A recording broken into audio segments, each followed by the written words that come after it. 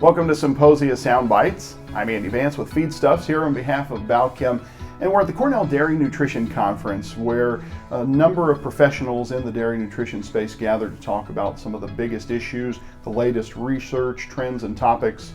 And one of the speakers, good friend Tom Overton with Cornell University, chair of the Department of Animal Sciences.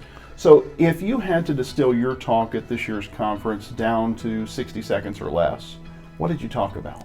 So Andy, again, thanks for having me.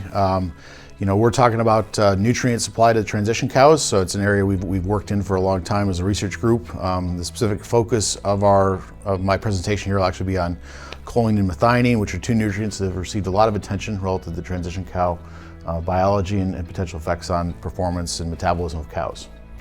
So we learn more and more about how those nutrients, how those amino acids, those vitamins and minerals all work together. I don't know if we've talked as much about choline over the years I've been in this space as maybe we are now.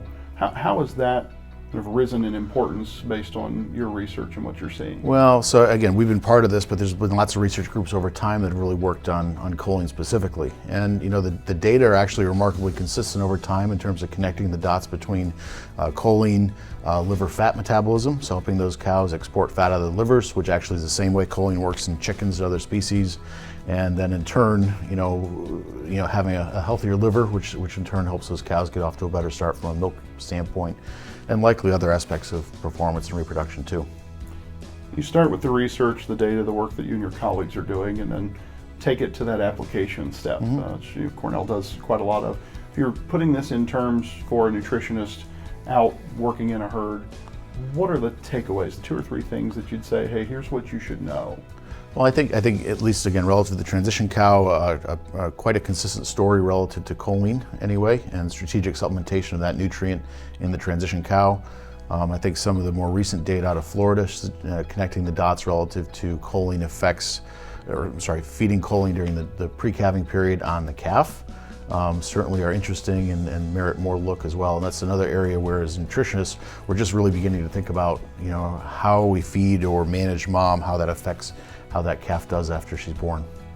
And we kind of went down the rabbit trail on choline, but you mentioned methionine as well, so let's not leave that out. We talked about that some in the presentation as well. Yep, sure do. So, of course, methionine is an essential amino acid for production of milk and milk protein. There's been also fairly significant focus, probably not quite the same amount of work done on the transition cow as choline, but the data certainly support a role for methionine relative to potentially oxidative metabolism, potentially immune function, and of course resulting effects on performance as well.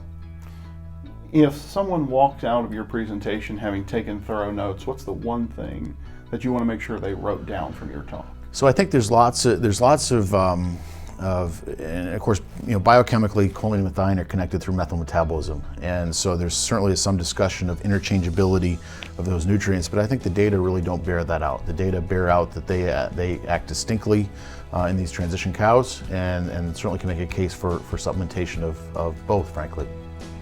Dr. Tom Overton with Cornell University, one of the speakers at this year's Cornell Dairy Nutrition Conference. For Balchem and Symposia Soundbites, I'm Andy Vance with Feedstuffs.